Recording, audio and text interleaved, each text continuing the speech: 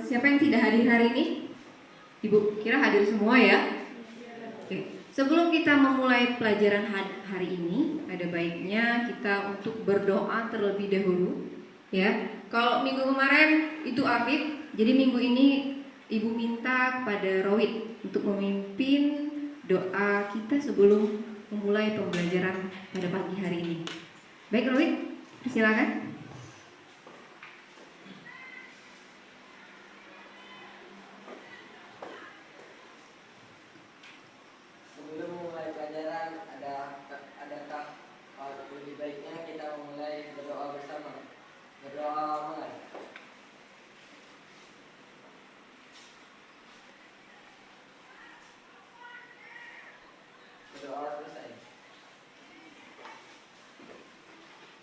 Baik, terima kasih kepada Rowi untuk memimpin doanya pada pagi hari ini.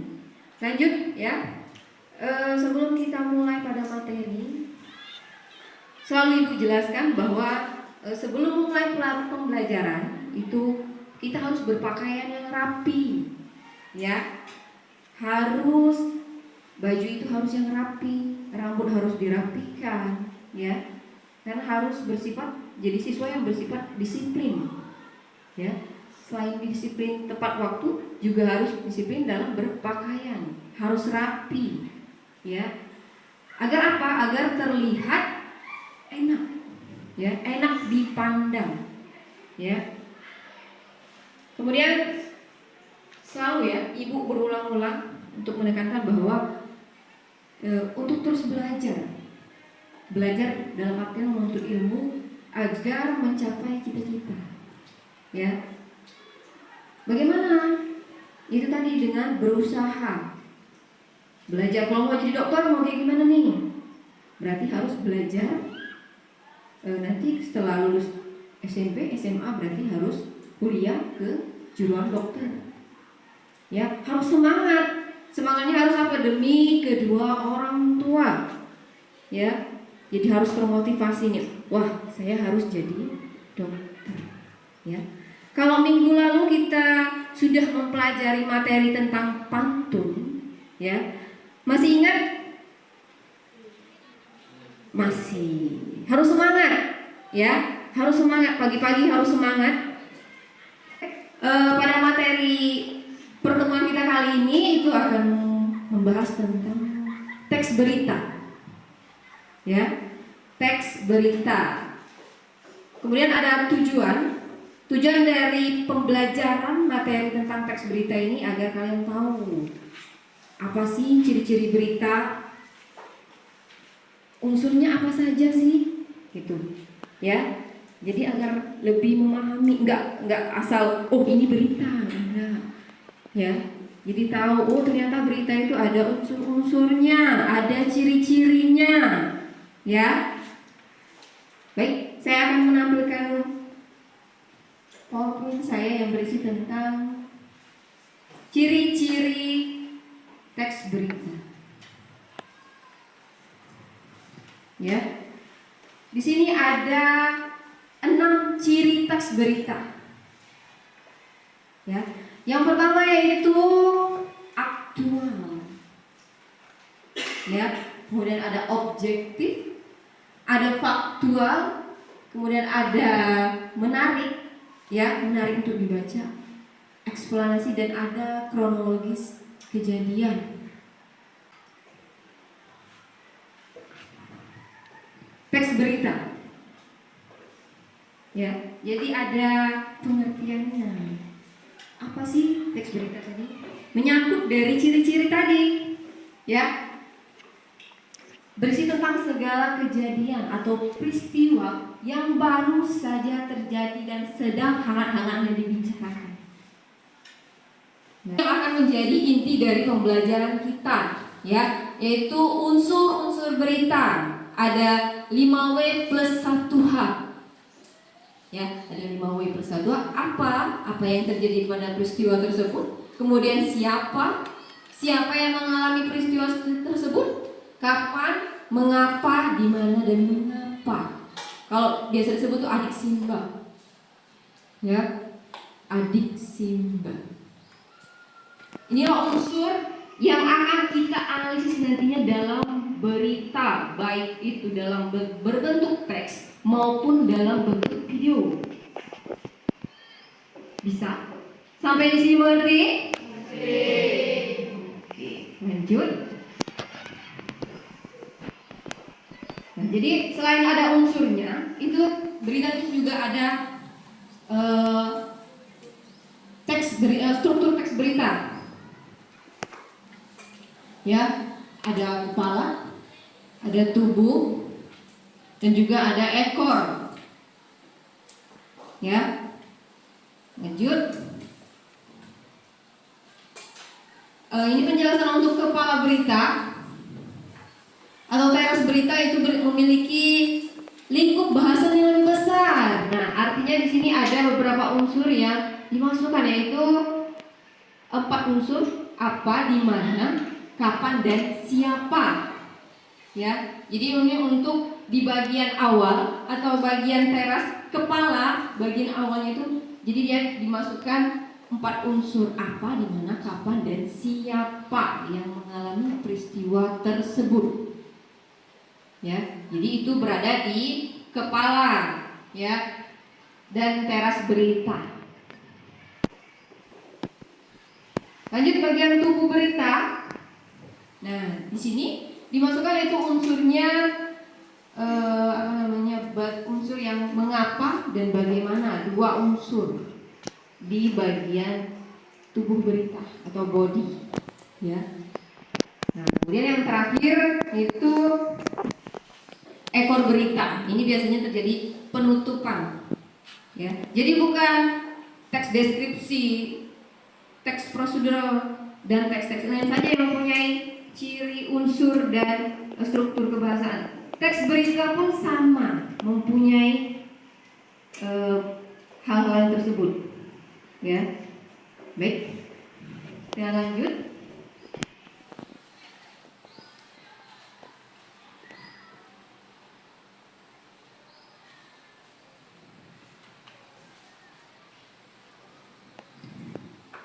Bisa? Kita lanjut ya.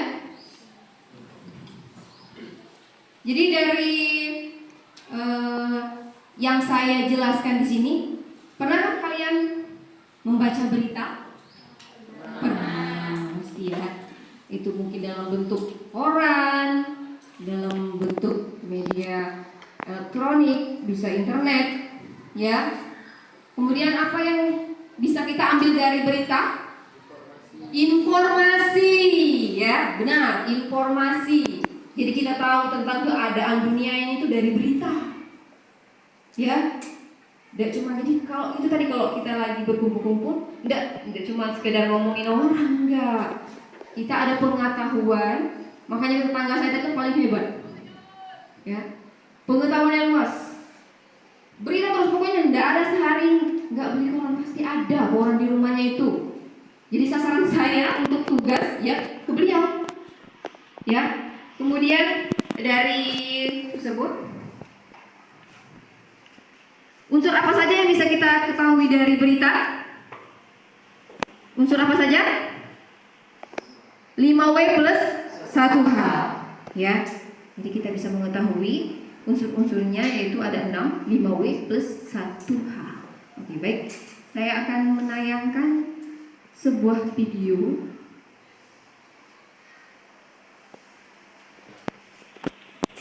Oke.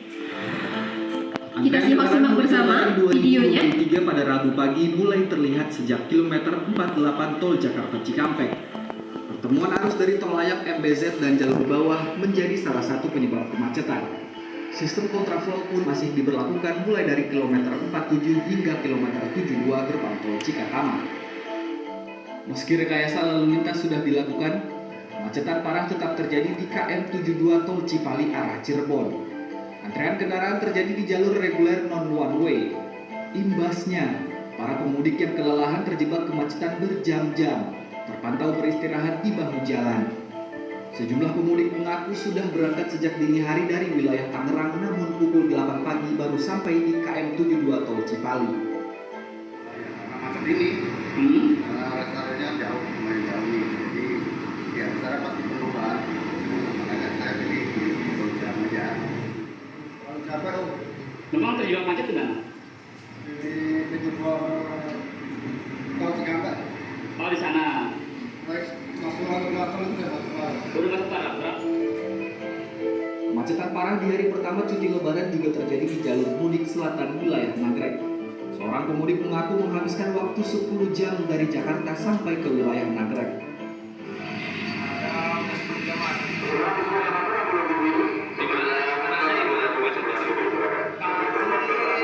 Mulai Tambun udah macet, saya langsung itu keluar jalur yang apa itu lewat Blak.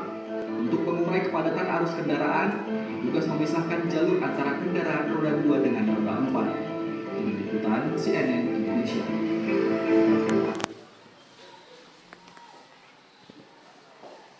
Oke, sudah kita simak ya video tentang berita kemacetan.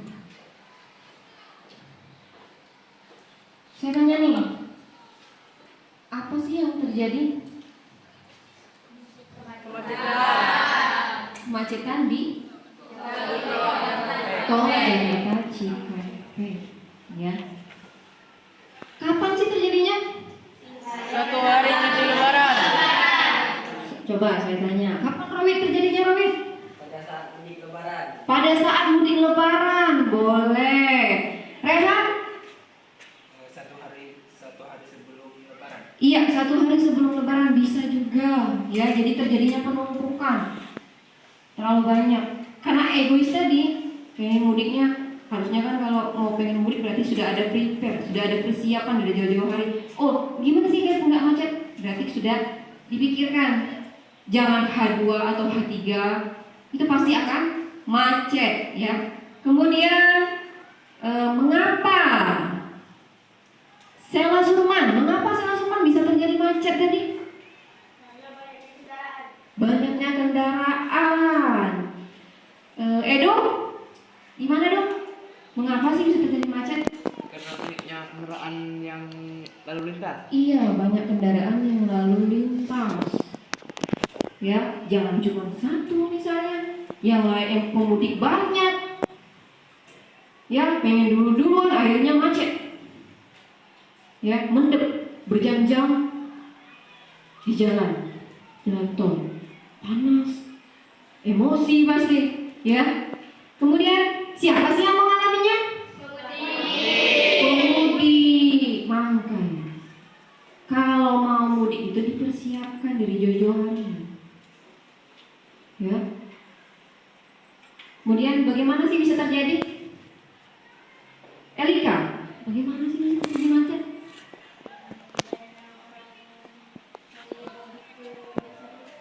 Banyaknya yang mudik ke desa-desa. Bisa. Asnani, bagaimana bisa terjadi macet? Karena banyaknya kendaraan roda 2 dan roda 4 yang bermudik. Iya. Jadi yang roda 4, roda 2 tadi. Ada nggak roda 2 tadi? Di tol ada roda 2? Tidak. Ya, tidak ada kalau di tol, dilarang roda 2. Ya. Kalau tol itu khususnya roda 4. Jadi diingatkan nih. Ya. Oke, baik. Terus kemudian kapan sih terjadi? Sudah tadi ya. Siapa di mana? Di tol Cikampek, ya. Berkerumun jadi anak mudik. Pengen mudik semua. Pokoknya aku pengen mudik. H3, ya macet lah. Ya, harusnya seminggu sebelum lebaran sudah mudik. Baik. Saya minta kalian untuk bagi kelompok. Satu kelompok itu 5 atau 6 orang. Ya. Silakan saya kasih waktu 5 menit untuk mempersiapkan kelompoknya dengan tertib, ya. Seperti biasa kita belajar, tertib. Ya. Silakan dibagi kelompoknya. Silakan. Beranggotakan 5 atau 6 orang ya. Jadi ada berapa kelompok? Ada 6, Ada 6 kelompok ya? Ya, ada 6 kelompok. Kelompok pertama mana? Oke.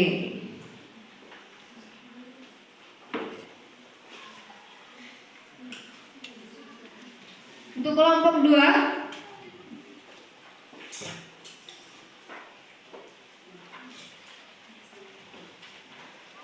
kelompok 3. Mana kelompok 3? Baik, kelompok Sarni dan Asnani.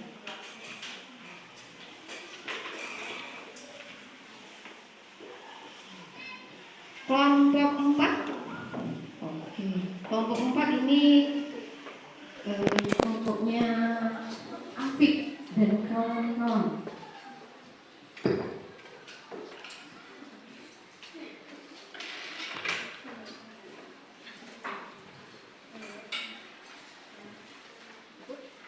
Cukup? Kelompok 5. Ini kelompoknya Rada.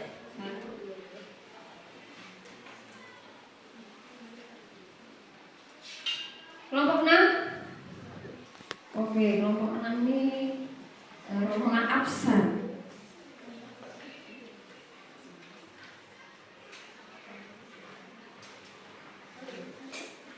Oke, sudah? Ada yang belum kebagian? Sudah semua ya? Saya akan menjelaskan bagaimana cara mengisi LKPD kalian atau lomba kerja peserta didik. Ya, di situ ada satuan pendidikan SMP kita, SMP Negeri 1 Selat Nasik. Materinya ada teks berita. Nah, kemudian di situ ada kelompok. Nah, tulis dulu kelompok berapa. Ya, ditulis semua itu. Sudah Ibu kasih satu ya. Kemudian anggotanya. Nah, ditulis anggotanya siapa saja. Ya. Ada kelompok, ada anggota kelompok ditulis. Sudah? Sejumlah siswa sekolah dasar di Kabupaten Sika, Nusa Tenggara Timur harus berjalan kaki sejauh 3 km demi menuju sekolah. Ketiadaan akses jalan yang layak dan juga jembatan membuat mereka harus melalui jalan setapak dan melintasi sungai.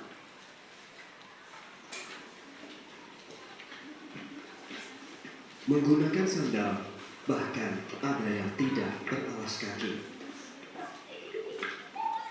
11 siswa sekolah dasar negeri Kolit asal desa Waipa, Kabupaten Sika, Nusa Tenggara Timur ini harus berjalan sejauh 3 km demi menuju sekolah yang berada di desa tetangga, yakni Desa Oja.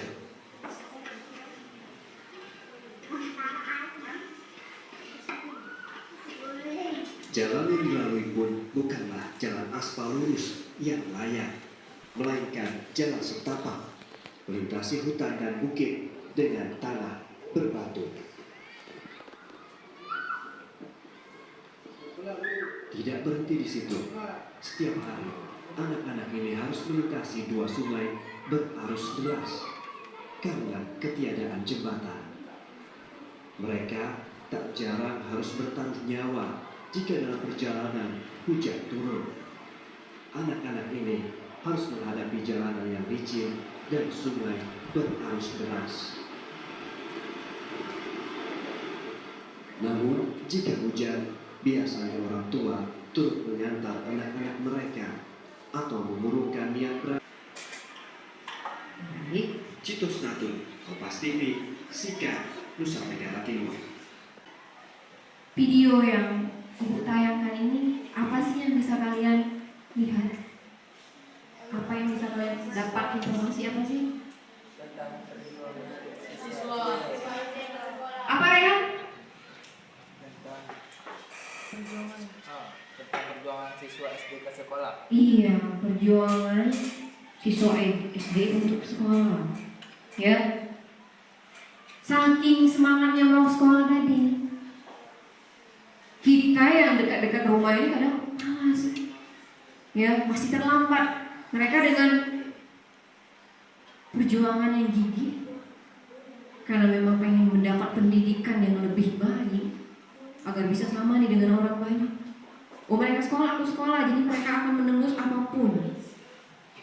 Ya. Kemudian apa lagi yang bisa kita lihat dan kita bisa ambil dari video ini? Apa? Apa? Restina? Setelah melihat video, tayangan video tentang siswa yang berjuang untuk ke sekolah, apa yang bisa kita ambil? Hikmahnya siapa sih yang bisa kita ambil? Setelah kita melihat tayangan video ini, full nih 5 menit, ya, apa yang kita lihat? Apa yang kita bisa ambil dari video tersebut? Pembelajaran apa yang kita bisa ambil?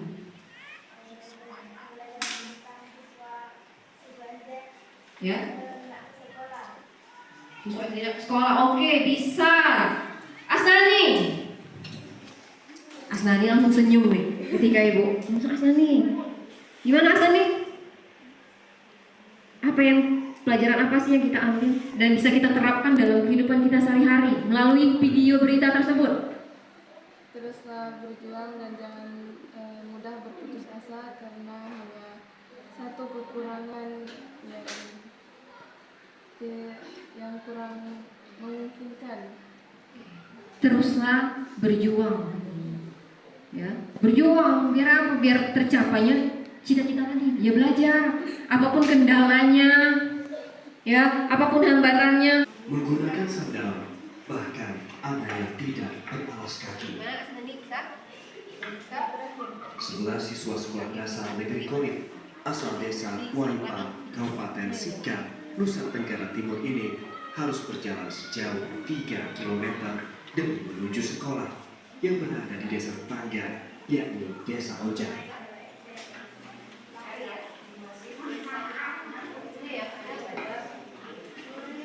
Jalan yang dilalui pun bukanlah jalan aspal lurus yang layak, melainkan jalan setapak, melintasi hutan dan bukit dengan tanah berbatu. Tidak berhenti di situ. Setiap hari, anak-anak ini harus melintasi 2 sungai berarus deras karena ketiadaan jembatan. Mereka tak jarang harus bertaruh nyawa jika dalam perjalanan hujan turun. Jadi sembari dikerjakan, sembari juga ini lagi videonya. Berarus deras. Jadi kalau sudah 2 kali ditayangin nih pasti bisa ya jawabnya. Namun Bisa. jika hujan, biasanya orang tua turut mengantar anak-anak mereka atau mengurungkan niat berangkat sekolah jika hujan sudah terlanjur deras. Setiap pagi antar di sini.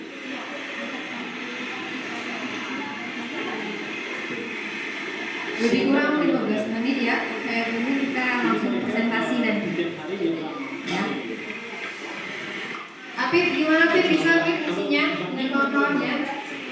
Edo, Resdi, Rowin, saya. Silakan dicari info-infonya, ya.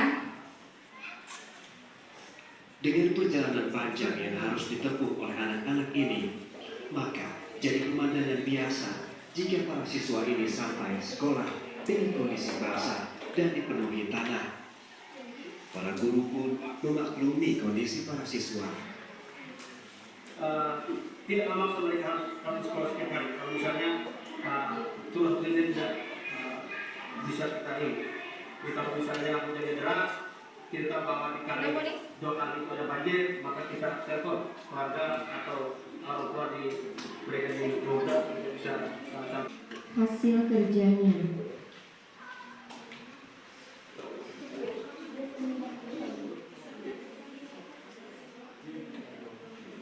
Assalamualaikum warahmatullahi wabarakatuh.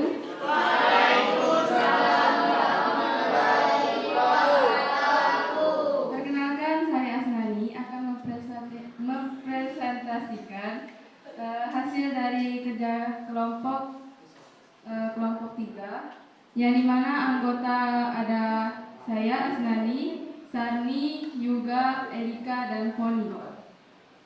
Jadi untuk yang pertama, apa judul berita tersebut?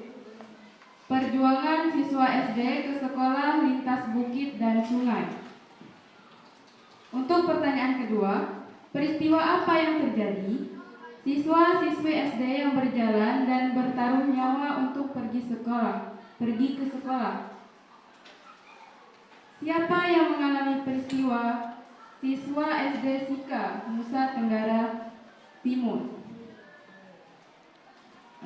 Untuk di mana peristiwa terjadi? Sika, Nusa Tenggara Timur. Kapan peristiwa itu terjadi? Setiap hari ketika ke sekolah. Mengapa peristiwa itu terjadi?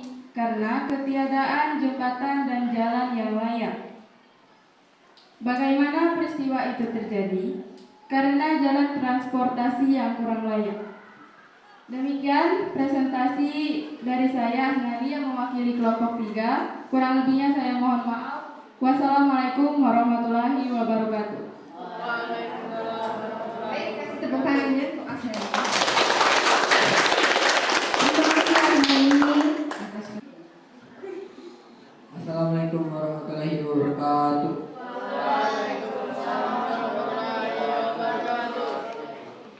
Perkenalkan, nama saya Roy Putra.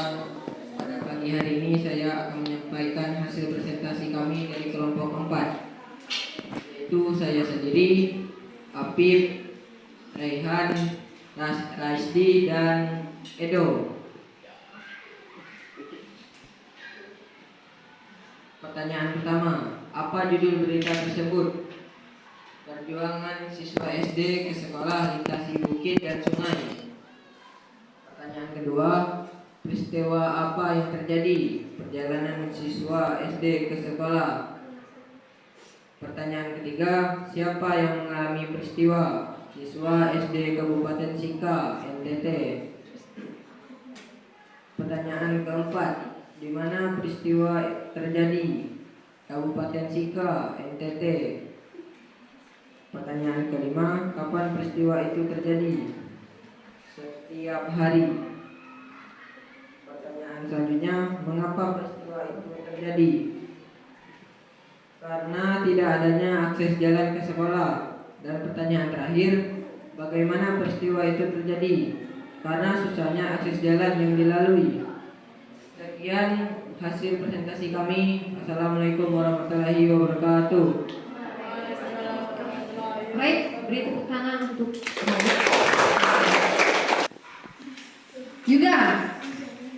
Yuga dan kayaknya dari melamun dari tadi Yuga. Berapa Yuga? Ada 6. Ada 6, sebutkan. Apa? Siapa? Oke. Kapan? Ya. Di mana? Bagaimana? Siapa? Ya. Jadi ada 6. Ya. Jadi kalau ditanya orang teks berita ada berapa sih? Ada 6 unsurnya. Ciri-cirinya tadi ada 6 juga. Kemudian ada strukturnya ada 3. Tadi ada kepala, ya. Ada badan, body. Ada bagian ekor atau bagian penutupnya, ya. Jadi sampai di sini jelas? Jelas, ya. Baik. Untuk kegiatan selanjutnya itu kalian mengerjakan tugas yang ingin saya berikan. Jadi satu orang silakan kerjakan satu-satu, ya. Satu kata untuk pertemuan kita hari ini apa? Seru. Kemudian apa lagi? Tegang. Ya. Terus apa lagi? Grogi ketika di depan. Ya. Baik, cukup untuk pertemuan hari ini. Terima kasih. Ya, sudah belajar dengan bagus, dengan baik. Ya. Kita bertemu lagi minggu depan, hari Selasa minggu depan, ya. Saya dengan wassalamualaikum warahmatullahi wabarakatuh.